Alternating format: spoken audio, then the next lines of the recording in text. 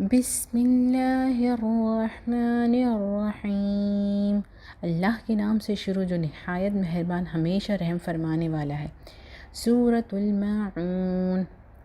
أرأيت الذي يكذب بالدين فذلك الذي يدع اليتيم ولا يحض على طعام المسكين فويل للمصلين الذين هم عن صلاتهم ساهون الذين هم يراءون وَيَمْنَعُونَ الْمَاعُونَ۔ کیا آپ نے اس شخص کو دیکھا جو دین کو جھٹلاتا ہے؟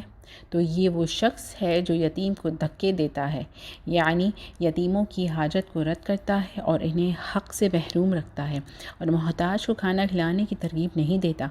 بس افسوس اور خرابی ہے ان نمازیوں کے لیے جو اپنی نماز کی روح سے بے خبر ہیں، یعنی انہیں محض حقوق اللہ یاد ہیں، حقوق العباد بھلا بیٹھے ہیں۔ وہ لوگ عبادت میں دکھلاوا کرتے ہیں اور وہ برتنے کی معمولی سی چیز بھی مانگے نہیں دیتے۔ سورۃ الماعون محتاجی سے بچاتی ہے۔ سورۃ الماعون پڑھنے والے کو اور ان کے عزیزوں کو اللہ تعالیٰ کبھی بھوکا نہیں رکھے گا۔